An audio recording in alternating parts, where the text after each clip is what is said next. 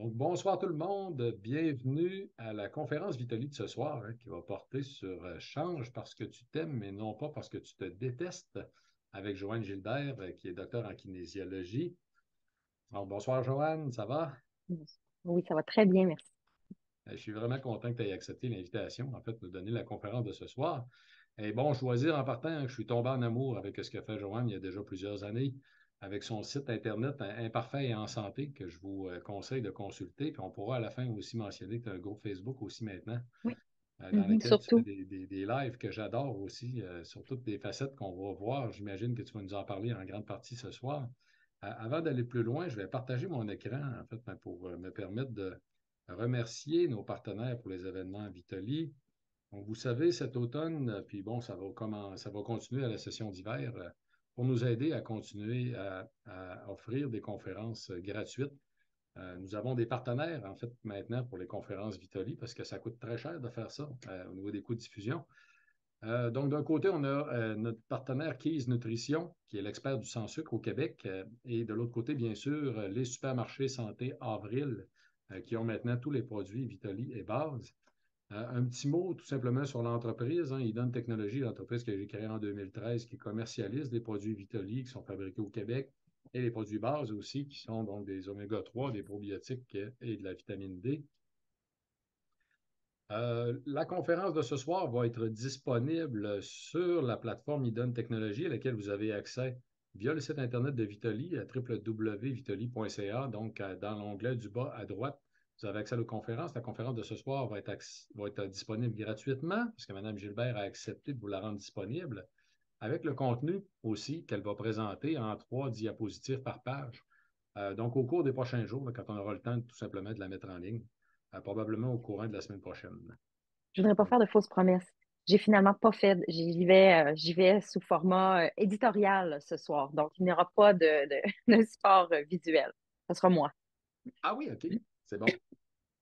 Et, euh, et ceci étant dit, donc, pour compléter, les supermarchés Avril, comme je vous l'ai mentionné la semaine dernière, ont tous les produits Vitali, y compris les 6 formats de 60 capsules, qui sont disponibles pratiquement juste chez Avril ou encore via notre site Internet. Et notre partenaire Case Nutrition, comme à l'habitude, vous offre 15 de rabais sur tout votre achat sur son site Internet. Donc, c'est une occasion aussi d'acheter même les produits Vitali à 15 de rabais. Ils sont disponibles sur le site Internet de Case Nutrition. Donc, avec le code rabais nourriture 15, donc, qui va être disponible directement en ligne. Et vous recevrez aussi, en fait, dans le courriel de rappel demain, la mention, en fait, du code rabais si vous n'avez pas eu le temps de le prendre en note. Donc, sur ça, j'arrête tout de suite mon partage d'écran pour redonner la parole à Joanne, en fait, qui va nous parler donc des bonnes raisons pour lesquelles on pourrait changer. Mhm. Oui, oui. Dans le cadre d'imparfait et en santé, quand je parle de changer, je parle surtout de changer ses actions, changer ses comportements. Tu me dis quand j'ai le go pour partir parce que faut juste me donner une petite poussée puis je peux continuer. Oui, vas-y, bien sûr. Tu peux peut-être même faire nous glisser un mot en débutant, nous expliquer qu'est-ce qui t'a amené à faire ça en tant que tel. Parce que je fais aujourd'hui, je suis kinésiologue à la base. Euh, j'ai fait mon bac, j'ai pris une pause, j'ai fait ma maîtrise parce qu'il y a un sujet qui m'intéressait particulièrement, c'est la balance énergétique. Euh, toujours personnellement au départ, parce que quand je travaillais dans un gym, j'avais plein de gens qui venaient me voir pour de la perte de poids. La plupart des gens qui viennent dans des gyms veulent sculpter leur corps, veulent modifier leur corps. Puis ce qu'on apprend, et là, ça fait déjà une bonne vingtaine d'années, ce qui était, quand tu comprends la physiologie, tu comprends que c'est possible de le faire. Mais à un moment donné, quand j'ai fait ma maîtrise et que j'ai fait mon doctorat et que j'ai continué à me former dans le domaine, on ne comprend plus que la physiologie, mais bien l'être humain, le comportement, la sociologie, la pression sociale, tous les autres paramètres, même physiologiques comme la médication, les problèmes qu'il peut y avoir au niveau psychologique qui créent des problèmes physiologiques. Donc, il y a tellement, tellement, tellement de facteurs qui entrent en ligne de compte quand une personne veut modifier sa balance énergétique, que ça explique pourquoi il y a tellement de gens qui ont de la difficulté à perdre du poids. Et pour répondre à ta question, pourquoi je fais ça aujourd'hui, c'est que moi, d'une part, personnellement, dans ma vingtaine, quand j'ai appris la physiologie et que j'ai compris à ce moment-là qu'on était capable de modifier notre corps comme on le voulait bien, qu'est-ce que j'ai fait en début vingtaine? J'ai fait un régime, j'ai commencé à m'entraîner, j'ai voulu ressembler à l'image corporelle parfaite, trouble de comportement alimentaire qui s'est embarqué là-dedans, que j'ai réglé dès la vingtaine. Mais et la raison pour laquelle j'ai arrêté mes études aussi, c'est que j'avais développé ce trouble-là et que le sujet de recherche devenait problématique pour moi. J'ai réglé ça, je suis partie en voyage et j'ai continué mon doctorat pour comprendre encore mieux comment ça fonctionnait puis pour pouvoir aider d'autres gens après moi. Je n'ai pas commencé Imparfait et en santé tout de suite après mon doctorat. J'ai travaillé chez Santé Canada.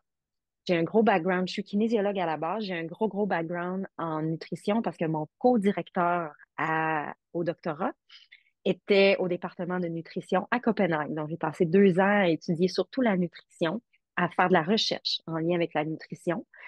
Je ne suis pas nutritionniste, cliniquement parlant, mais j'ai travaillé, c'est ça, chez Santé Canada, où est-ce que je faisais du transfert de connaissances, euh, des connaissances scientifiques vers la politique.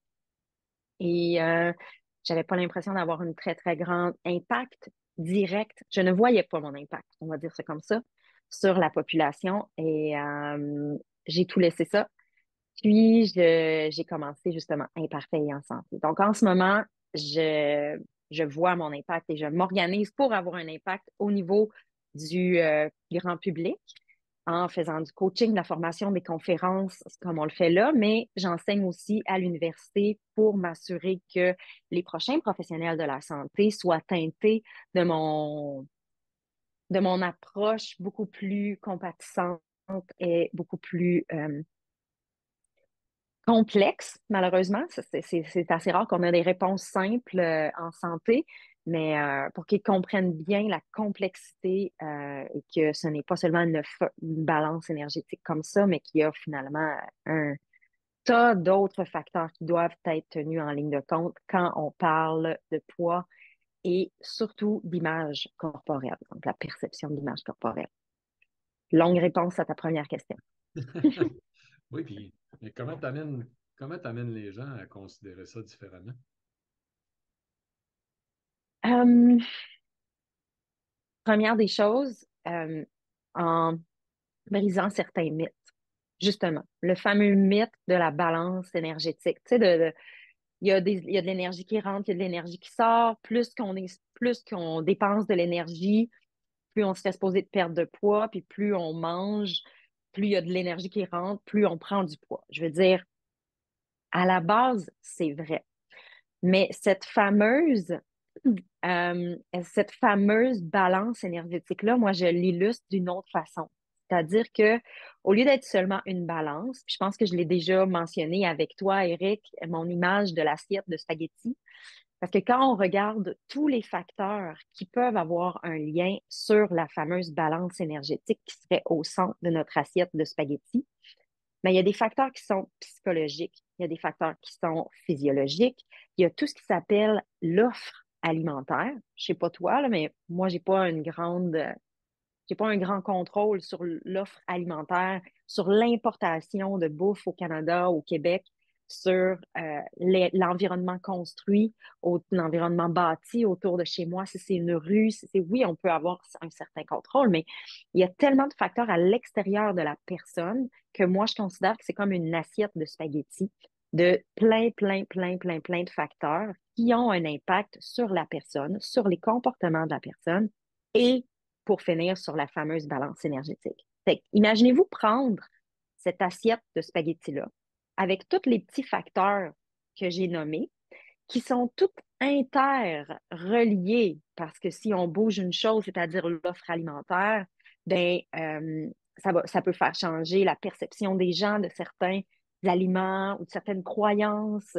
Pensons à différents régimes, par exemple. Ben, ça fait changer l'offre alimentaire qui est offerte. Fait qu'il y a, tout est interrelié. Tous ces petits facteurs-là sont interreliés. Donc là, ce que je vous dessine sur ce plan, prenez-le puis tournez-le, mettez-le comme si c'était une assiette. Et dites-vous que quand on essaie de faire tenir cette assiette-là sur le bout de notre doigt, c'est ça notre balance énergétique. Fait que c'est énormément de facteurs. Ce n'est pas juste gauche-droite comme ça. C'est de faire croire aux gens et de dire comme, tu as juste à manger moins, bouger plus.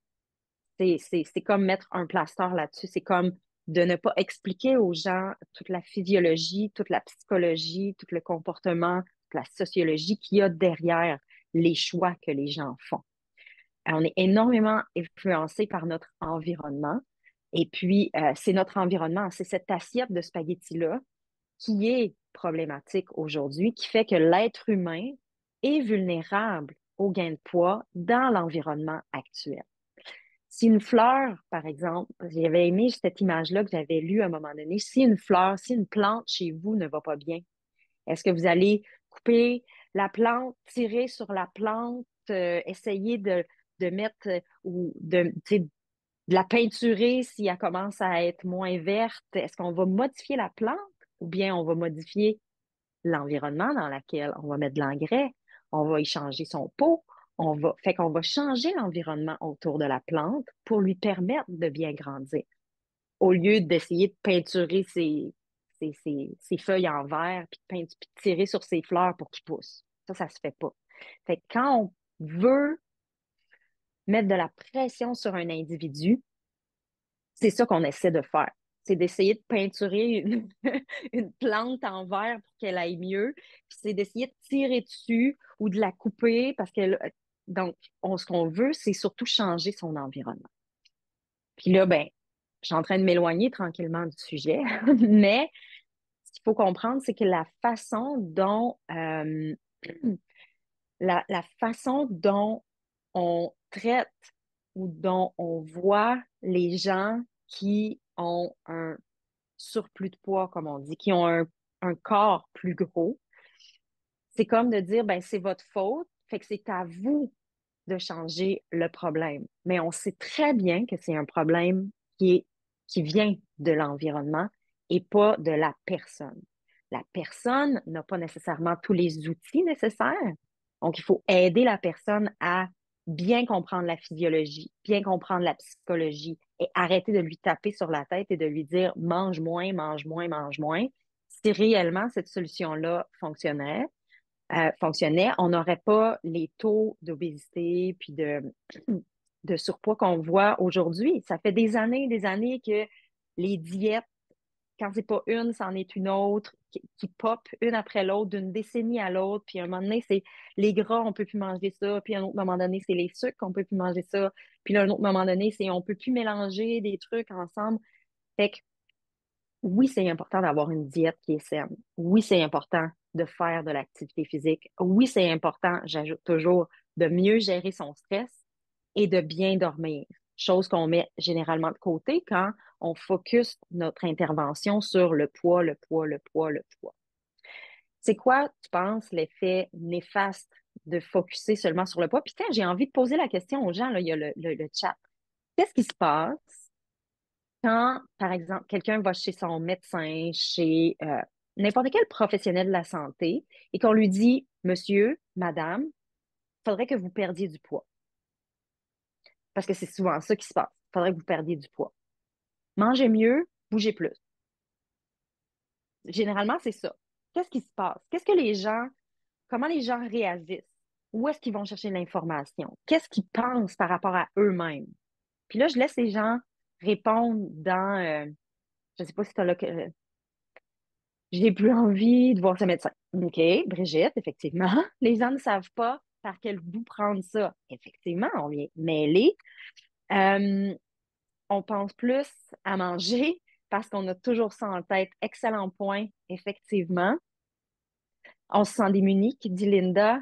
Je me sens tellement poche. C'est là où je veux m'en aller. Exactement. On n'a pas vraiment de solution, c'est pas clair. On va se mettre à s'entraîner en fou.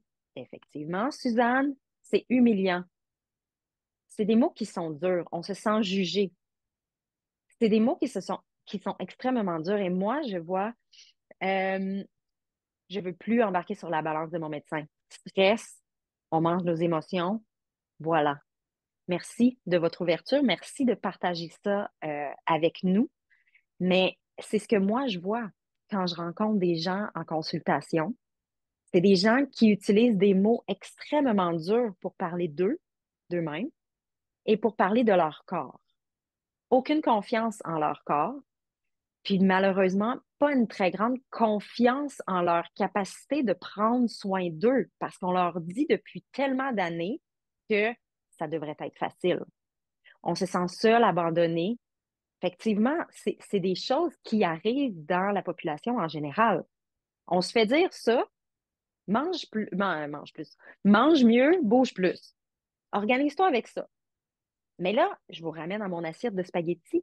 Il y a tellement de facteurs qui sont en lien avec nos comportements alimentaires, nos choix alimentaires et notre pratique d'activité physique.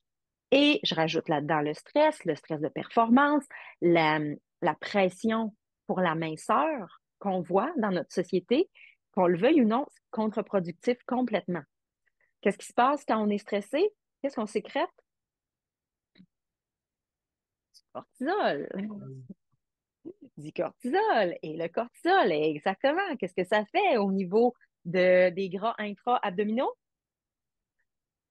Ça fait que c'est la place de préférence, c'est exactement pour que les gras qui sont, tu sais, d'emmagasiner des gras, c'est pas problématique en soi. C'est un mécanisme, on stocke des gras, puis surtout, oui, clair, surtout au niveau intra-abdominal quand on est stressé. La gestion du stress, hyper important. Euh, donc, de stresser pour son poids, contre-productif. Exactement, ça se loge dans l'abdomen. Exactement. Donc, quand on garde un focus sur le poids, on passe à côté très souvent de la santé. Et la santé, puis là, j'y reviens tout le temps dans ma définition de la santé là, par l'Organisation mondiale de la santé, c'est un état de bien-être physique, mental et social. Les trois. Et ce n'est pas seulement l'absence de maladie. Fait que là, la personne qui se fait dire, Madame, vous êtes borderline pour avoir du diabète, ben, puis il faudrait que vous fassiez attention à votre alimentation. Ben, ce qu'on veut éviter, c'est la maladie et ce n'est pas nécessairement améliorer le bien-être physique, mental, social. Donc, on veut éviter la maladie et on donne des directives qui sont assez floues, puis là, les gens ne savent pas comment faire et se sentent poche. Donc, mon approche, c'était toujours la même question que tu m'avais posée, hein? Pourquoi, comment tu fais pour faire comprendre aux gens ton approche, mais tout ce que je viens de te dire là, puis que les gens ont nommé dans le panel, dans la boîte de discussion, mais c'est qu'en ce moment, euh, l'approche qu'on donne aux gens ne fonctionne pas et a même des répercussions très souvent qui sont négatives. J'en ai vu combien des gens, la plupart des gens qui finissent par venir me voir parce que j'ai un doctorat, je ne suis pas la personne la plus. C'est quand même facile, là. Venez me voir sur Imparfait et en santé. C'est vrai que je fais des lives, c'est vrai que ça reste gratuit, puis c'est vrai que je partage de la documentation. Mais ce qui est souvent très facile, c'est le gym du coin, euh, d'aller voir, d'aller juste s'inscrire au gym rapidement.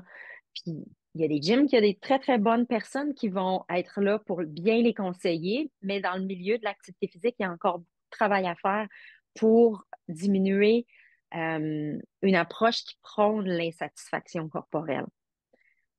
Les médias sociaux prônent l'insatisfaction corporelle.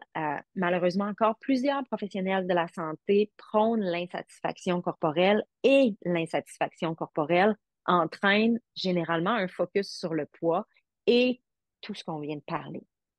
Quand on garde un focus sur le poids, ce qu'on fait, c'est on va s'entraîner plus, on part en peur. Il y a quelqu'un qui l'avait nommé, là, on part en peur parce que tout ce qu'on veut, c'est augmenter notre dépense énergétique. Fait que là, on s'écœure ou on se blesse. On restreint notre alimentation de la façon le mieux possible, là, ce qu'on est capable de trouver comme information. Donc, on restreint notre alimentation. Ce qui se passe, c'est que on, quand on est en balance énergétique négative, là, la fameuse balance, là, quand il y a moins de calories qui rentrent que ce qu'on dépense, on a clairement des signaux de faim qui montent. Puis notre cerveau, généralement, a beaucoup de difficultés à fonctionner quand ces signaux de faim-là sont constants. Et c'est normal, il y a quelqu'un qui avait nommé, on pense qu'à la nourriture, ben c'est tout à fait normal aussi. Donc, il y a ça qui se passe. Puis quand on réussit à perdre du poids, puis que notre environnement vient euh, nous donner des compliments autour, tu sais, autour de nous, tu as perdu du poids, ça te va donc bien bien.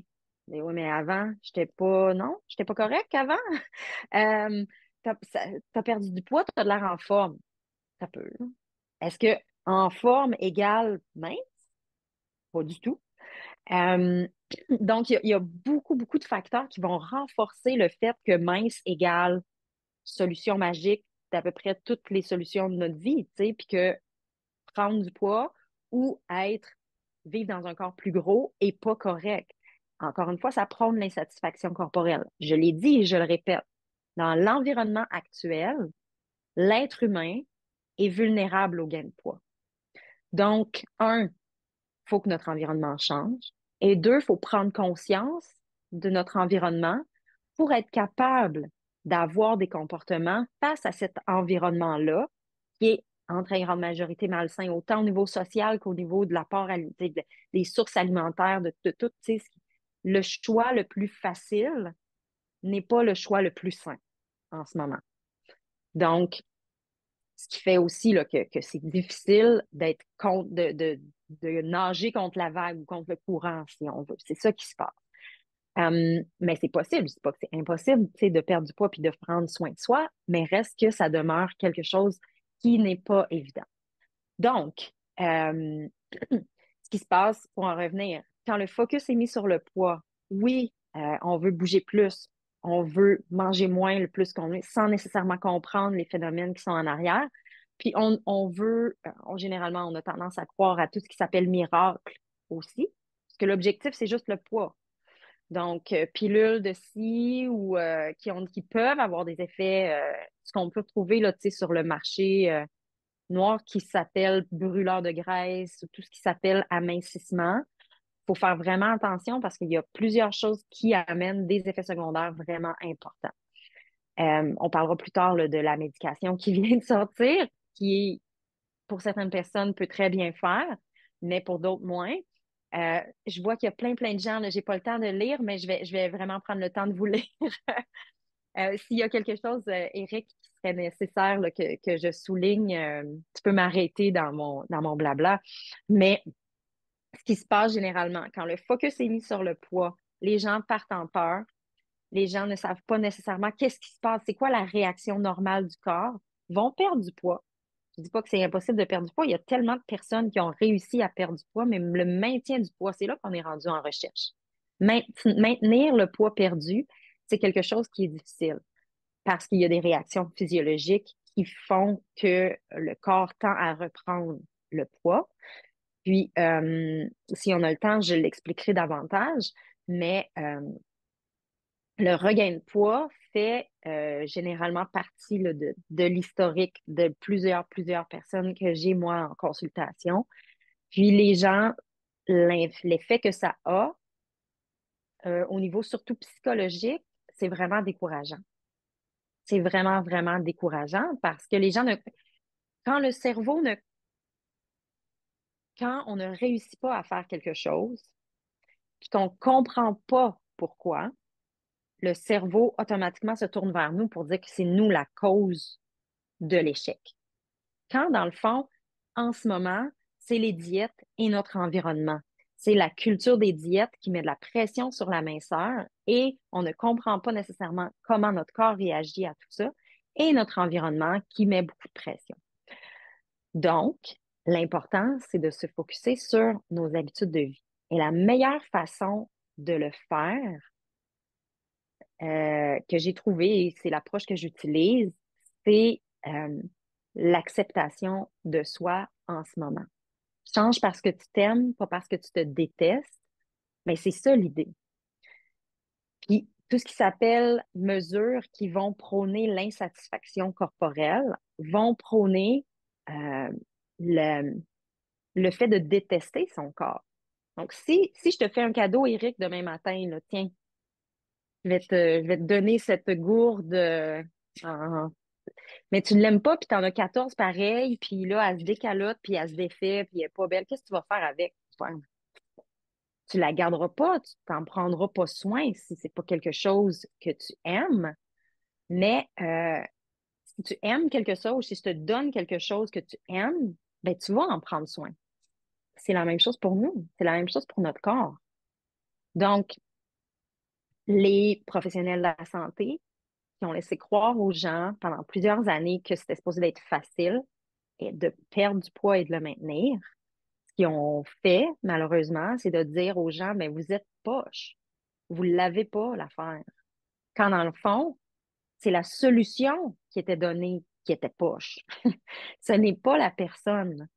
La personne a fait du mieux possible dans l'environnement qu'on- où, où il y a des messages qui sont tellement contradictoires, où est-ce que on prône la minceur comme idéal de beauté, de santé, de ci, de ça.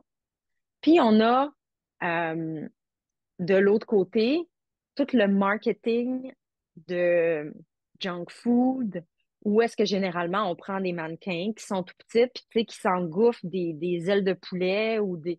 Tu sais, le message est comme complètement contradictoire, puis là, les gens, de façon inconsciente, sont comme moi, mais elle, dans l'annonce, elle prend pas de poids. Pourquoi moi, je prends du poids? Parce que c'est juste un commercial. Ça ne marche pas comme ça. Tu sais. Il y a tellement de discours qui sont contradictoires, d'images qui sont contradictoires, de faussetés qui sont véhiculées, que les gens ne savent plus donner de la tête. Les gens sont démunis. Ils cherchent des solutions rapides, sont déçus à répétition. Voilà.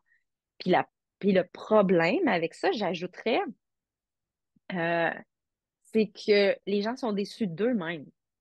Ils ne sont pas déçus de la solution.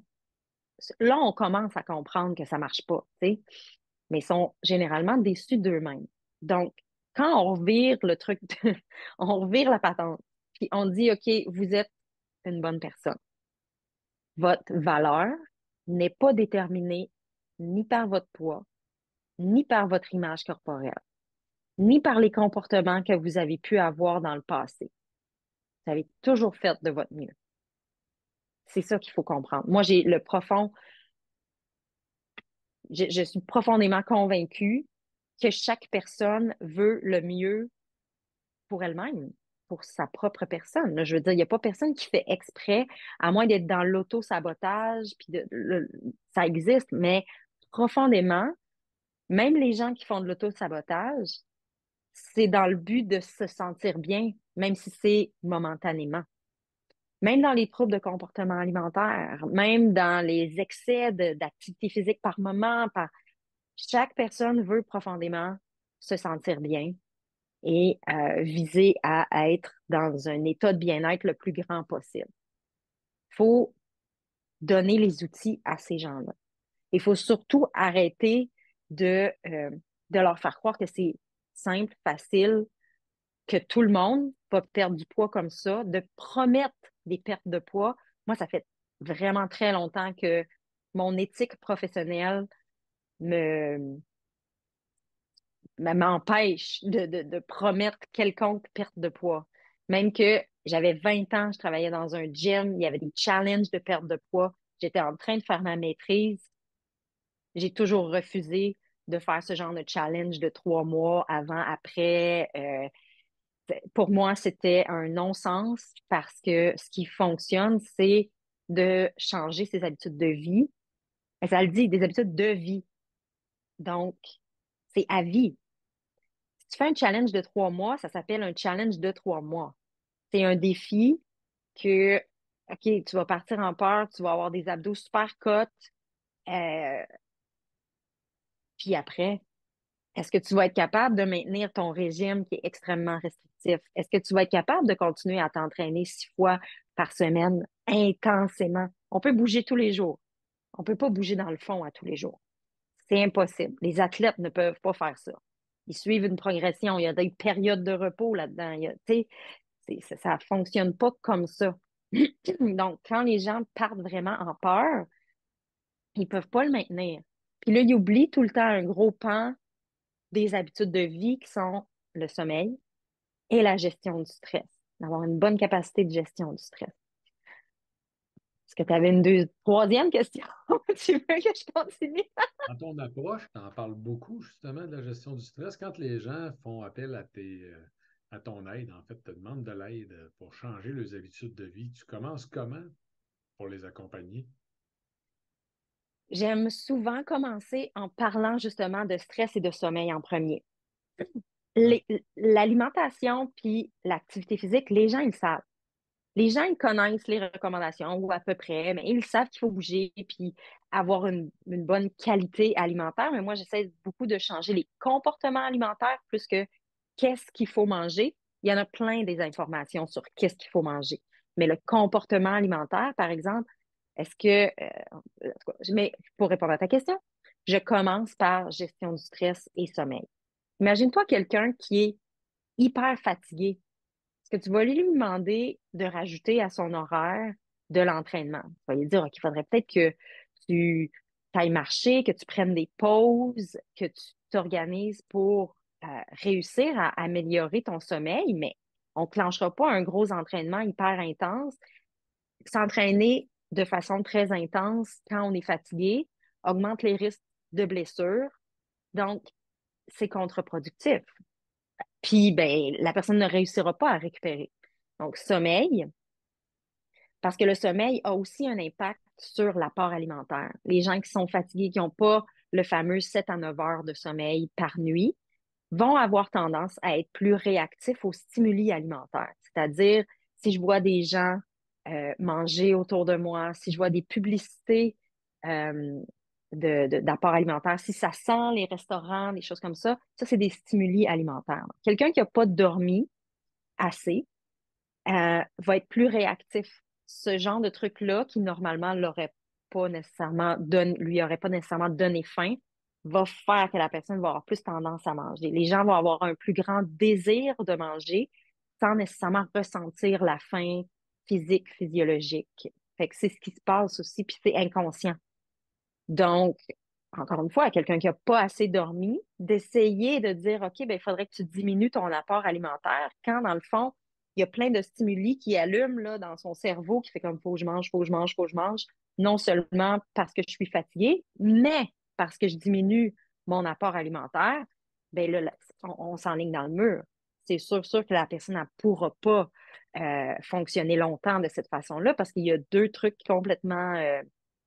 deux signaux complètement différents là, qui viennent entrechoquer. Fait que c'est d'un combat. Tu sais.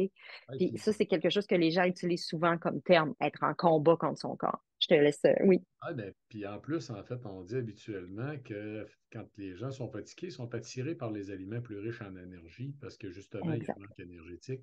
Et puis là, il y a un beau Mhm. petit cercle vicieux qui est intéressant parce que l'hormone de stress, c'est l'hormone de l'appétit aussi.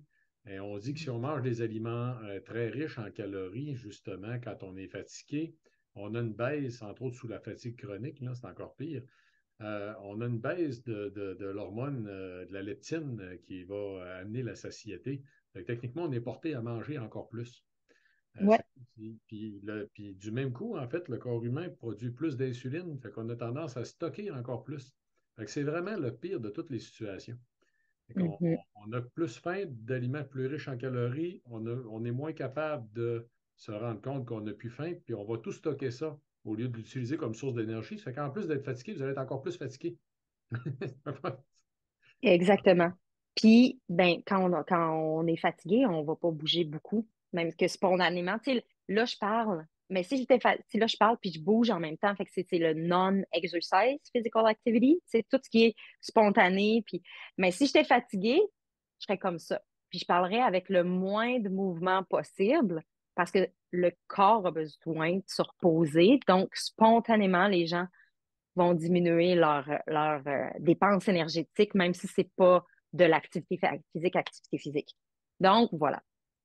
Euh, Et je donc, sais que, Oui, et je sais que tu as parlé aussi, quand tu parles de la façon dont on se perçoit nous autres mêmes, parce que bon, j'échange avec toi à l'occasion justement sur ton groupe, puis tu as parlé aussi du fait que les gens se mettent beaucoup de pression eux-mêmes, hein. ouais, C'est ouais. Je difficile. vais terminer ton autre question d'avant. On a parlé de sommeil, mais là, j'ai envie de parler de stress, puis ça va mettre la table pour répondre à la question que tu viens de me poser. Parce que le stress aussi, ça fait ça. Tu sais, le stress, on a toujours dans notre cerveau, là, on a un 24 heures là, de capacité mentale, mettons. On va dire ça. Ça, c'est sans compter tout l'effet du cortisol là, dont tu viens de parler. Mais la charge mentale, puis le stress et les soucis et le fait de toujours avoir, tu sais, notre petit hamster, mais le hamster négatif qui tourne, là. Ce que ça vient faire, c'est que sur notre 24 heures, sur notre 100% de charge mentale, si on est toujours dans les soucis, à se taper sur la tête ou à être stressé de plein de choses, ben, on devient moins, notre lobe frontal se fatigue plus facilement. On va dire ça comme ça. Le lobe frontal, là, c'est la logique. C'est notre capacité de prendre des décisions rationnelles. Donc, si on est tout le temps en train d'épuiser celui-là, le lobe frontal, qui serait la personne qui nous dirait devrait manger plus de légumes. Tu sais, c'est notre tu sais, une petite âme démon, si on veut, là. Mais notre lobe frontal, la logique qui nous dirait, OK, ça serait mieux de manger tel truc. C'est notre adulte, à quelque part, si on veut, qui nous conseille bien, mais on a notre part émotionnelle. On a notre part d'émotion qui, quand ça, c'est trop fatigué, ben, c'est nos émotions qui vont parler. Puis nos émotions, ça, c'est généralement le comfort food. Qu'est-ce qui est le fun à manger? Euh, donc, si on est toujours stressé, on a une grosse charge mentale, puis on prend plein, plein, plein de décisions, puis qu'on se casse la tête toute la journée aussi avec notre alimentation. Ah, je devrais-tu manger ci, je devrais-tu manger ça? Tu fais de la négociation mentale de calories. Je suis sûre qu'il y a des gens qui se reconnaissent là-dedans. Euh, ben, dans le fond, ce que ça vient faire, c'est que notre 100%, il vient épuiser à un moment donné. Puis là, nos décisions deviennent encore plus émotives. Ça explique en partie les gens qui grignotent davantage le soir. Surtout s'il y a eu plein, plein, plein de restrictions puis de choix alimentaires très stricts durant la journée. Mais ça, c'est notre rationnel. C'est notre petit bonhomme qui nous dit non, non, tu devrais bien faire tes nanana. Mais à un moment donné, il est fatigué. Puis l'autre fait comme yay! C'est exactement ça qui se passe. Je l'ai crevé, là, là, c'est. Puis une autre façon, un psychiatre qui s'intéresse justement au comportement en lien avec la régulation de notre fameuse balance énergétique il expliquait une belle image aussi. Il appelait ça le elephant rider. C'est le petit bonhomme sur un gros, gros, gros éléphant. Tu as le rider là, qui essaie de tirer puis d'enligner. Mais à un moment donné, ça, c'est notre logique. Le petit bonhomme, c'est notre logique. Puis l'éléphant, c'est nos expériences, c'est notre émotion. C'est ça qui gère une grande partie de nos vies, là. Qu'est-ce qui est le fun? Comme, yes, ça m'a amené quelque chose de positif dans ma vie. Je m'en vais vers là. Ça, c'est de l'émotif. Ben, le petit rider sur le gros de l'éléphant, là, plus on prend de décisions logiques dans notre journée, plus il se fatigue, puis à un moment donné, il laisse l'éléphant aller, puis c'est ça qui se passe. C'est la raison pour laquelle, tu sais, les gens vont manger de façon plus émotive en fin de journée. C'est aussi la raison pour laquelle, dans une épicerie, les, le comfort food se retrouve où généralement? Ah, c'est une bonne Au question. début? À la fin?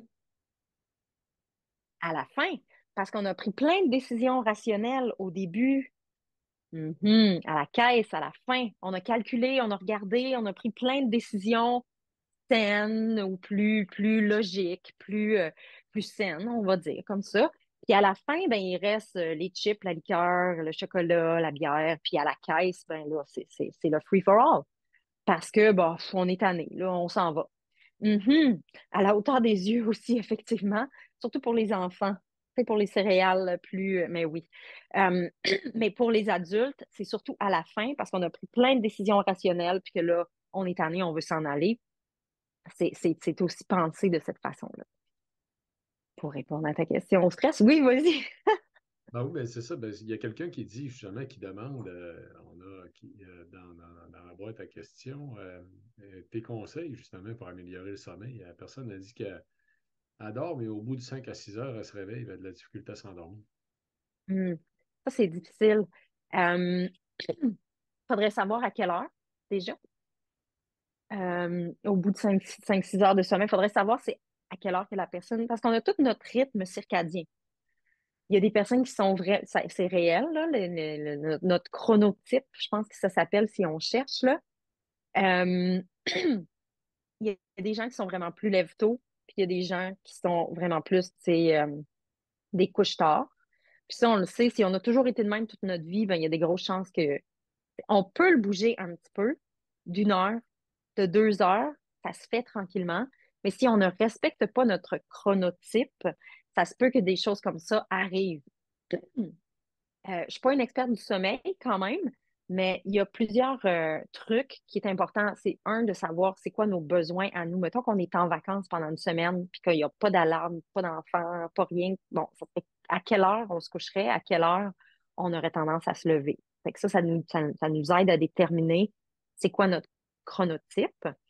Fait que ça, plus on le respecte, plus mieux c'est pour le sommeil, mais mieux c'est pour le reste c'est pour les marqueurs inflammatoires, pour la régulation de la glycémie, pour plein d'autres marqueurs, là, pour les risques de maladies chroniques, c'est important de respecter notre chronotype.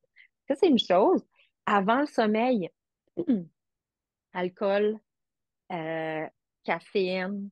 Caféine très longtemps, puis alcool très longtemps avant peuvent aller perturber, parce que ce que je lis, quand on se réveille au courant de la nuit, c'est plus la qualité du sommeil qui est difficile. Donc, alcool, tout ce qui s'appelle caféine, théine, dans le thé, il y en a souvent aussi. Il faut faire attention, voir si on est. Il y a certaines personnes qui disent, moi, ça me dérange pas, mais c'est pas la majorité des gens. Quand il dit moi, ça me dérange pas, c'est peut-être que l'endormissement est facile, mais que la qualité du sommeil est troublée. Puis ça, ben, on le sait pas vraiment, à part le fait d'avoir de la difficulté à se lever le matin, même si on a le 7 à 9 heures, par exemple. Ça à penser qualité du sommeil. Qualité du sommeil, les écrans bleus. Là, je sais que tout le monde est devant son écran en ce moment, puis il est presque 8 heures, là, mais vers 9 heures, ça serait le temps de lâcher ça, là. Parce que l'écran bleu peut faire deux choses. Peut retarder tout ce qui est lumière très forte dans les yeux, peuvent retarder la sécrétion d'endorphines, donc ce qui aide dans l'endormissement. Puis, même si l'endormissement n'est pas trop retardé, ça peut aussi changer les phases de sommeil, les ondes de sommeil qu'on va aller chercher. Fait que la qualité du sommeil peut être aussi perturbée là, par les écrans. On dit au moins une bonne heure avant de se coucher, puis plus c'est mieux. Euh, les animaux dans la chambre, la température dans la chambre aussi, plus c'est frais, mieux c'est. Une douche chaude va aider parce qu'après la douche chaude, le corps va avoir tendance à refroidir le corps, fait que ça peut aider aussi. Euh, Pas mal ça. Ouais, pour le sommeil. Ouais. Ah, mais c'est bon. C'est Donc, toujours bon. oui, Il y a toujours il y a des plein. petites aides qu'on peut avoir momentanément. En fait, dans les suppléments, il y a quand même des choses qui sont très faciles à utiliser. Mais Mhm. si tu continues au niveau de la pression que les gens se mettent, parce que je veux t'entendre sur le sujet, c'est quand même, je trouve que c'est bien important. Tous les gens vivent de l'insatisfaction corporelle. Déjà, une chose qui est importante, c'est ça. Tout le monde vit de l'insatisfaction corporelle et c'est à quelque part normal. Plus on est exposé à des modèles de beauté qui ne correspondent pas à ce à quoi on ressemble, plus on risque de vivre de l'insatisfaction corporelle. Donc, déjà, d'éliminer ce genre de source de comparaison-là, ça serait une chose à faire. Faire un petit clean-up, faire un petit ménage là, des réseaux sociaux qu'on regarde et les corps auxquels on a tendance à se comparer. C'est une excellente chose pour notre santé mentale. Deuxième chose, il y a un autre, tu sais, il y a un autre volet. Il y a soit le côté, je, je, je, je vois des corps parfaits, sculptés, j'aimerais ressembler à ça, qui, en passant, sont pas toujours réels. Donc, il y a beaucoup, beaucoup, beaucoup de retouches qui sont faites sur les médias sociaux, euh, qui ne sont pas toujours réels et qui ne représentent clairement pas la grande majorité du temps. C'est, oui, je le Photoshop, effectivement. Euh, puis, ce qu'il faut aussi comprendre, c'est que c'est une petite partie de la population qui, pour eux, c'est facile de ressembler à ça, ou ils ont fait énormément de choix dans leur vie, ils ont changé leur environnement puis c'est pas quelque chose que je dis que c'est mauvais, mais des fois, vouloir ressembler à ça, il faut se poser la question à quel prix? Est-ce que je suis prête à ne plus jamais aller à des soupers? Faut vraiment se poser la question, et ça, c'est personnel, je ne suis pas là pour juger qui que ce soit, mais la question à se demander, c'est, OK, tu veux ressembler à ça? À quel prix? Puis est-ce que c'est possible? Je veux dire, il y a des gens qui ont juste pas cette morphologie-là puis qui l'auront jamais. Donc, pourquoi se taper sur la tête et essayer de ressembler à ça quand physiologiquement, ça arrivera jamais? Fait que ça, c'est une chose. Il y a l'autre côté qui est l'aspect très body positive. Euh, Peu importe, c'est comme si ce qu'on prône, c'est je devrais adorer mon corps, me promener nu tout le temps, puis m'envoyer des fleurs, me pitcher des roses le matin quand je me réveille parce que j'adore mon corps. Ça, encore une fois, est-ce que c'est réellement possible? Pour certaines personnes, oui. Et c'est correct de voir des gens comme ça qui prônent cette, euh, cette nouvelle culture du toit. Et puis c'est vers là que j'amène les gens le plus possible. Mais ce qui est réaliste, c'est la neutralité dans notre image corporelle. De dire, j'ai des insatisfactions corporelles. Wimpy. Il faut développer le wimpy à quelque part. Tu sais. Est-ce que je est-ce que je prends des actions en ce moment qui font que je me sens bien? Est-ce que justement, je bouge suffisamment pour en retirer des bénéfices? Est-ce que je bouge, point? Parce qu'on en retire des bénéfices dès qu'on bouge un petit peu plus. Euh, Est-ce que la qualité de mon alimentation, elle est bonne? Est-ce que mes comportements alimentaires, je suis bien avec? Est-ce que j'ai des bons outils de gestion du stress? Est-ce que je suis capable, c'est correct de vivre du stress? Est-ce que je suis capable de revenir à mon état bien-être plusieurs fois par jour? C'est d'être tout le temps stressé, là, dès qu'on se lève le matin jusqu'à ce qu'on se couche le soir, on tombe à off, puis là, on repart le lendemain matin. C'est trop. Plusieurs fois dans la journée, d'être capable de redescendre à notre niveau bien-être, c'est ça qu'il faut développer comme outil de gestion du stress. Est-ce que à chaque fois que je me lève le matin, j'ai l'air d'un velcro, qu'il faut me sortir du lit à chaque fois parce que je suis fatiguée, brûlée? C'est pas la meilleure des idées. Fait que là, est-ce que les actions que je prends en ce moment m'aident à me sentir bien? Est-ce que mes habitudes de vie m'aident à me sentir bien? Si la réponse est oui, vous êtes dans la bonne direction. Est-ce que ça amène le corps parfait qu'on parlait tout à l'heure? Oui, puis si la réponse est non. C'est là que j'amène les gens. La santé, ce n'est pas déterminé par le poids. Ça se peut que les gens aient pris du poids à cause, ils ont eu un épisode de dépression dans leur vie. Ils ont eu pas tous les meilleurs outils. Leurs parents leur ont pas fourni les meilleurs outils en termes d'alimentation, en termes de gestion du stress, en termes de pression qui se mettent sur eux. Il y a plein de raisons. Il y a autant de raisons de prise de poids. Tu sais, il y a autant de raisons de prise de poids qu'il y a des gens qui ont pris du poids dans la dernière année, là. Chaque personne, je ne sais pas si c'était clair ce que je viens de dire, chaque personne, c'est extrêmement individuel, là. Il y a tellement de raisons, chacun a son histoire. Et c'est difficile de perdre le poids une fois qu'il a été gagné. Je ne dis pas que c'est impossible, mais c'est difficile parce que le corps combat cette nouvelle ce nouveau set point, là, cet nouvel équilibre-là. Le corps réagit à maintenir le poids où il en est. Euh, mais ça arrive que les gens réussissent. C'est pas, je ne veux pas décourager tout le monde, mais le WIMPy est vraiment important à développer parce que plus on se tape sur la tête, plus c'est contre-productif. Dans le sens où, et là, je m'étais mis une note de parler de motivation. Il y a tellement de personnes qui s'empêchent de prendre les bonnes actions pour eux-mêmes parce qu'ils considèrent que ça vaut pas la peine. Et ça, c'est extrêmement triste, qu'est-ce que je dis là, mais c'est ça qui se passe. Les gens qui se sont fait dire que leur corps n'était pas correct, qu'eux n'étaient pas corrects toute leur vie, ben, c'est difficile pour eux de dire, ben non, c'est pas grave, moi je vais mettre une paire de leggings puis je vais aller faire un cours de yoga parmi d'autres mondes qui sont plus minces que moi. Parce qu'on leur a fait croire que c'était pas correct. Et c'est complètement faux. Donc là, ça m'amène à parler de l'internalisation du biais. Ça, le biais. Le biais négatif envers le poids, c'est comme de la stigmatisation, de la discrimination. C'est le fait de croire que les gens qui ont un corps plus gros ne sont pas, puis là, j'ai envie de dire, remplissez la ligne, tu sais, que être gros veut être pas de succès, veut être lâche. Il y a tellement de choses que j'entends, euh, de gens même qui vivent dans un corps gros, qui se sont fait dire et qui finissent par l'internaliser, qui finissent par croire que c'est vrai qu'ils ne méritent pas de prendre soin d'eux.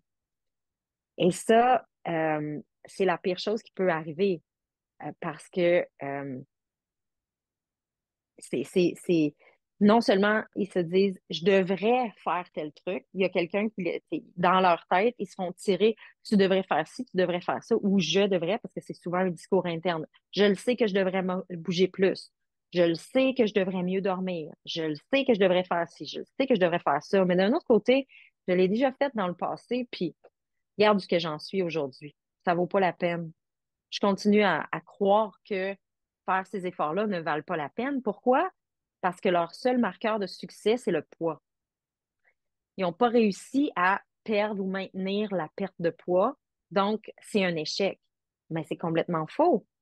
Faire de l'activité physique, c'est bon pour tout le monde, indépendamment du poids.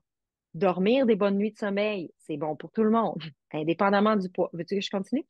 Avoir les bons outils de gestion du stress, c'est bon pour tout le monde, indépendamment du poids, et avoir une bonne qualité dans l'alimentation et avoir des comportements alimentaires sains, c'est bon pour tout le monde, indépendamment du poids.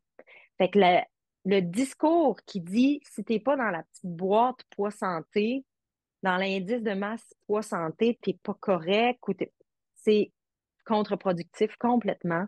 Je vois vraiment plein de monde qui me viennent puis qui ont ils ont vraiment ces démons-là d'internaliser en eux qui se disent j'y arriverai pas, je serai pas capable. Ils essayent, d'un côté, ils viennent me voir, mais à l'intérieur d'eux, ils se disent ouais, mais si je réussis pas à perdre du poids, ça vaut pas la peine. Non, c'est ça qu'il faut défaire. Le santé, bien-être et poids, faut arrêter que ce soit comme entremêlé toujours dans le discours. Peu importe le poids, les gens peuvent améliorer leur santé. Peu importe le poids, les gens peuvent améliorer leur bien-être physique, physique, mental, social. Et aussi éviter les maladies. Donc, pour moi, c'est ça qu'il faut dissocier, puis aider les gens à vraiment prendre soin d'eux, puis de le faire dans une optique où ils le font parce qu'ils considèrent qu'ils valent la peine.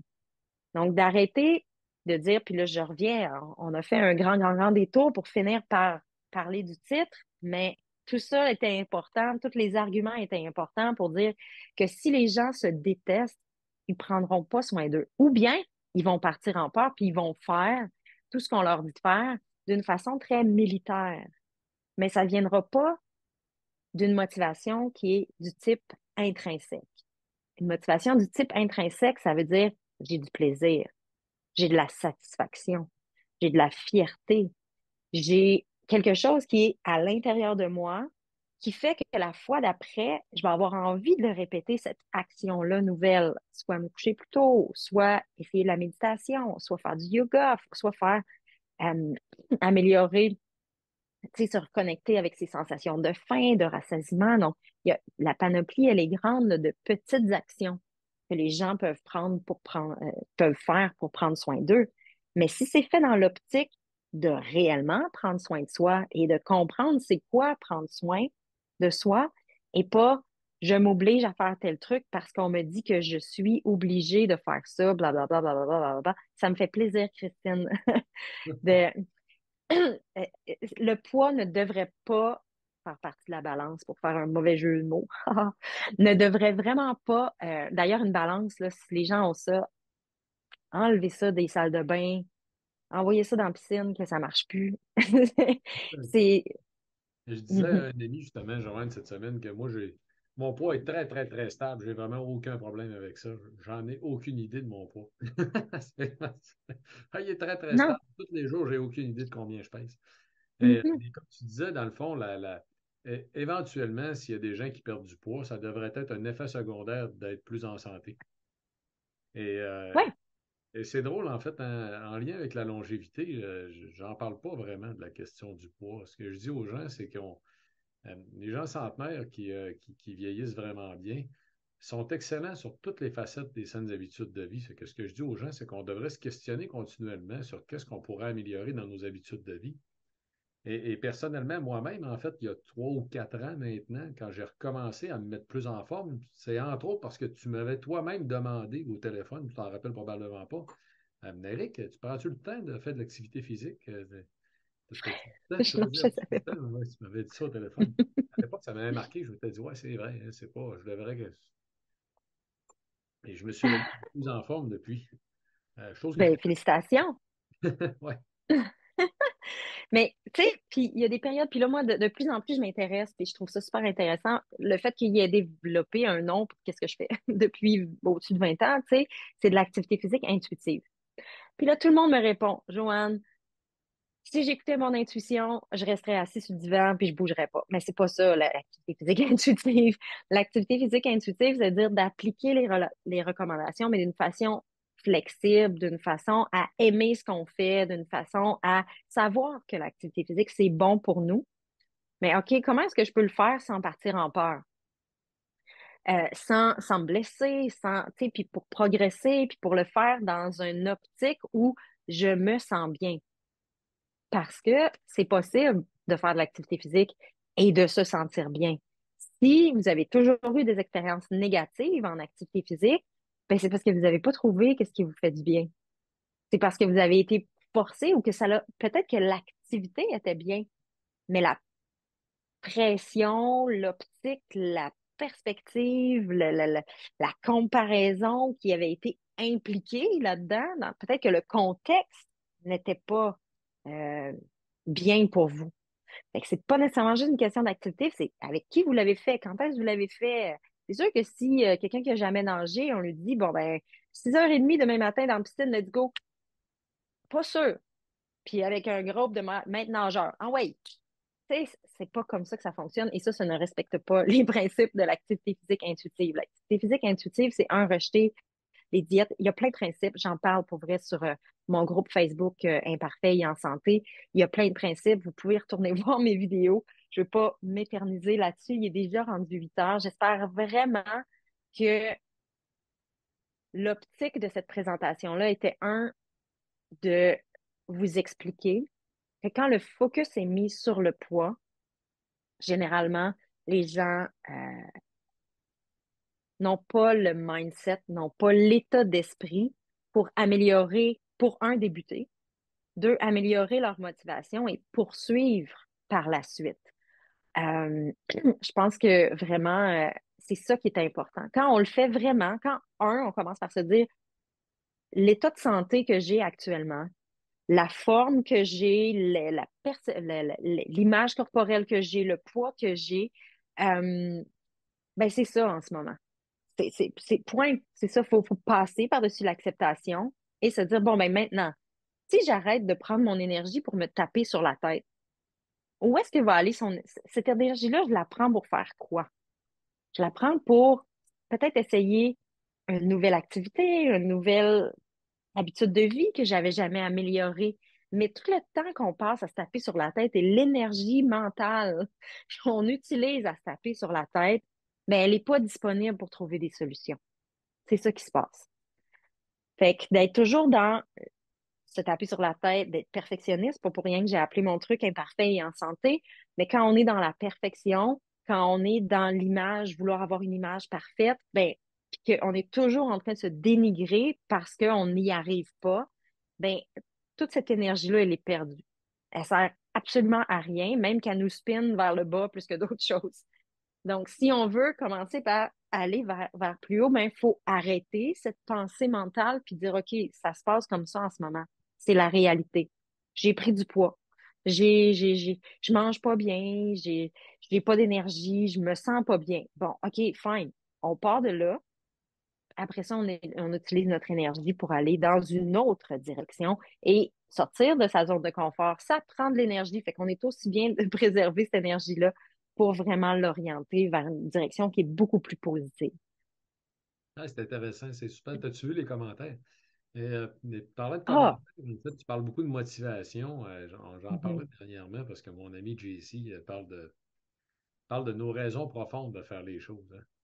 Je l'ai mentionné à 2 reprises dernièrement dans des directs que j'ai faits. Moi-même, en fait, une de mes grandes motivations très profondes, c'est que j'ai dit aux enfants que je serais toujours là pour eux. Ah! Oui. Et c'est un Mais engagement. toujours combien de temps, là? Pour ça, je suis dans la longévité en santé. Mais j'ai beaucoup aimé aussi ton point sur l'activité physique intuitive. Honnêtement, c'est exactement ça que je fais.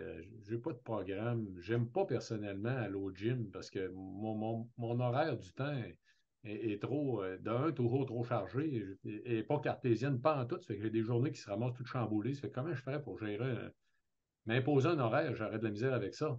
Mais j'ai du fun à faire ce que je fais, en fait, avec l'entraînement que je fais moi-même, avec le temps que je suis capable d'y mettre, puis je suis devenu très en forme à faire ça. Fait que je me suis remis à un moment donné, même hier, juste à faire des push-ups parce que je trouvais ça amusant. J'en faisais 2, 3, 4 fois par semaine.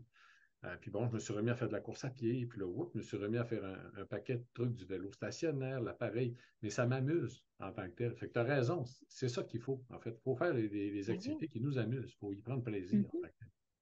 Ben oui, le plaisir dans tout, là, dans l'alimentation, dans tout ce qu'on. C'est sûr que faut faire attention avec le plaisir parce que euh, trop de plaisir, c'est comme pas assez, là. Dans le sens où, mettons avec l'aliment. Là, on a-tu le temps encore? Là, je suis encore en train Oui. de repartir sur le sujet. En Mais, autant que ça ne te tu sais, dérange pas. En autant que ça ne te ça me va, dérange ça pas. me va. Vas-y. On a toujours beaucoup de plaisir à échanger. Donc, on pourrait vous en faire pendant une autre heure. Il n'y a pas de problème. Fait que tu me le diras quand ça va être le temps d'arrêter. Mais c'est comme s'il fait froid.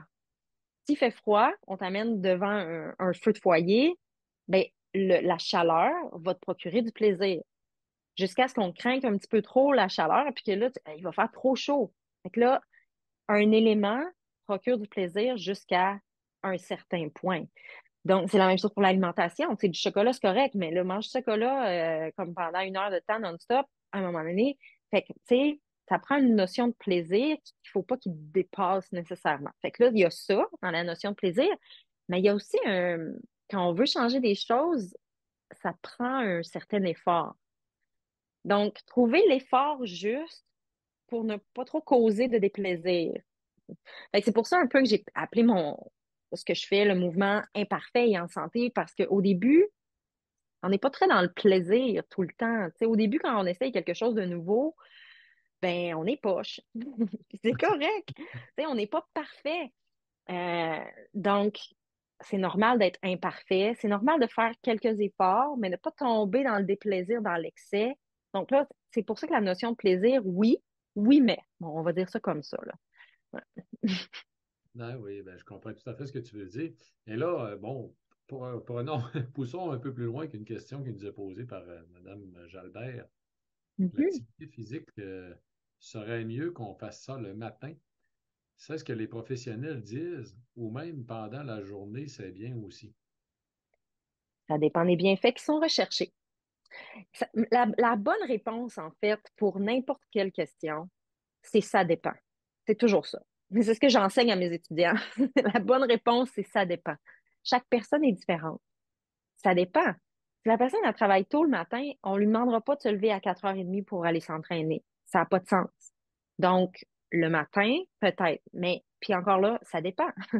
Parce que les meilleures performances, en fait, si on veut performer, mettons les athlètes, là, quand on regarde les Olympiques ou des compétitions de haut niveau, on se rend compte que que le meilleur moment pour performer, c'est en fin d'après-midi, à peu près. Chaleur du corps plus élevée. Mais est-ce qu'on s'entraîne toujours pour performer? Non. Donc, une chose que moi une chose pour laquelle j'encourage les gens, une raison pour laquelle j'encourage les gens à faire de l'activité physique durant la journée, c'est surtout s'ils le font à l'extérieur, pour la lumière du soleil. La lumière du soleil fait que, j'ai parlé des rythmes circadiens, c'est l'endormissement le soir. Donc, plus on profite de la journée et du soleil, plus l'endormissement le soir va être aussi grand, puis la qualité du sommeil risque de se faire, va être améliorée aussi. Il y a des gens qui s'entraînent le soir, puis dernièrement, tu sais, pendant longtemps, on se posait la question, est-ce que ça empêche les gens de dormir, le fait de s'entraîner fort? Puis les dernières les revues systématiques montrent que, en général, le corps est capable de s'adapter, puis même d'avoir eu, tu sais, une bonne suée, là, fait que la température du corps redescend assez bien pour aller dormir. Fait que, tu sais, puis encore une fois, c'est quoi le rythme circadien des gens? Il y a des gens qui sont lève tôt. Et eux, ils vont être prêts à partir tôt le matin pour aller s'entraîner. Ceux qui sont couche tard, ben, ça leur dérangera pas d'aller s'entraîner le soir. Fait que ça dépend vraiment de notre rythme à nous. Fait qu'il faut se connaître, se respecter, essayer des choses. Allez-y, amusez-vous. Essayez des choses. Essayez le soir et remarquez, tu sais, les gens ont tendance à, OK, je vais aller marcher à tous les midis à partir de maintenant, puis c'est coulé dans le béton. Ouais, mais si le midi, ça vous la donne pas, ben peut-être que le soir, ça serait mieux. Ou si une journée, ça la donne pas. Tu sais, ça faut développer une certaine flexibilité puis arrêter de s'imposer des choses comme OK, là, je vais aller marcher, puis ça va être ça, ça, ça, ça, ça, ça. C'est très, très, très structuré, très difficile comme à, à maintenir. Donc, les gens, s'ils fonctionnent de cette façon-là, ne s'aident pas à maintenir le comportement plus longtemps, dans le fond. Fait que j'espère avoir répondu à madame. Oui, Oui, tout à fait, j'aime bien. En fait, moi, j'aurais eu tendance à répondre très simplement que le meilleur moment pour vous entraîner, c'est lui qui vous convient. voilà. Souvent, Je c'est mets, comme je ça. mets toujours trop de mots. Mais merci beaucoup, Joanne. C'était vraiment un grand plaisir. Est-ce qu'il y a des gens parmi vous qui avaient d'autres questions? Peut-être que vous auriez aimé en profiter pour la poser, en savoir plus. J'ai pas pu lire là, tout. Je sais pas si on peut conserver. Là. Il y a plein de commentaires tout au long qui ont été. Mais ça me fait plaisir. Ceux qui m'envoient un beau merci. Ça fait vraiment plaisir. En fait, ce que je Euh, vous dirais en passant, c'est que Joanne est quand même très disponible sur le groupe. Hein. Ça fait que si vous vous inscrivez à son groupe puis que vous posez des questions, elle va vous répondre justement. Fait que s'il y a des questions qui sont restées en suspens, gênez-vous pas, là. En même temps, ça l'aide à expliquer plein d'autres choses aux gens qui suivent le groupe. Fait que les gens en participant aident à améliorer la connaissance de tout le monde. Des fois, il y a des questions qui ne seraient pas venues à l'esprit, mais qu'on aime ça voir la réponse, là. Fait que c'est pour ça, entre autres, hein, que tu fais le groupe, c'est pour te permettre d'avoir plus d'interactions, aider plus de gens possible. ouais. Puis c'est pour ça que je le fais dans un groupe parce que ça me permet aussi le groupe imparfait et en santé. Donc, c'est sur Facebook, Imparfait et en santé. Si vous tapez Joanne Gilbert, le J-O-Trait-d'Union A-N-N-E Gilbert, vous allez voir de toute manière affiché, toute pointe vers, aller vers ce groupe, c'est là que ça se passe. Euh, puis, ce que j'allais dire, j'ai perdu mon idée en lisant un commentaire, je m'excuse. Le Je voulais groupe, dire c'est que pourquoi tu fais ça en groupe? oui, j'ai fait ça dans un groupe parce que il y a encore beaucoup de gens qui sont qui sont très froissés par le discours. Écoutez, on peut être en santé à tous les poids. Les gens qui ont tellement incarné la minceur puis la pression vers la minceur peuvent être très désobligeants sur les médias sociaux. Et moi, je veux je veux m'entourer de gens qui sont ouverts d'esprit et avec qui on est capable de débattre, d'échanger des idées, de poser des questions de façon très ouverte et respectueuse. Et si je vois qu'il y a des gens qui sont désobligeants, mais dans un groupe, je peux c'est plate, mais on vit dans cette culture-là où la culture des diètes, elle est extrêmement incarnée par plein de personnes. Puis, ben, moi, ces gens-là, ben, ils continueront leur bout de chemin, puis on est juste pas fait pour s'entendre, c'est tout. We agree to disagree. C'est correct. Voilà. Ah ben, c'est génial, Mhm. écoute, hein, puis bon, tu as eu plein de très bons commentaires. Je pense qu'effectivement, oui, tu as réussi à passer le message. Puis bon, j'en étais certain, j'étais convaincu justement que ça allait être un message qui allait être très apprécié. Mais si vous avez aimé ça, je vous le dis, là, vous allez voir les lives aussi que Joanne fait. C'est moi-même, en fait, j'y prends un grand plaisir quand je suis capable de l'accrocher, que j'ai le temps, en fait, d'y assister, j'aime beaucoup. Ce que je vous le recommande très fortement. Fait que merci beaucoup encore, Joanne. S'il y a des questions, ben, vous pouvez lui poser directement sur Internet. Sinon, vous pouvez aussi répondre au courriel de confirmation de ce soir. Ça m'est envoyé directement. Fait que sur ce, ben, je vais te souhaiter une agréable fin de soirée. Et merci Bye à tout le toi monde. et des nôtres. À bientôt. Bye bye.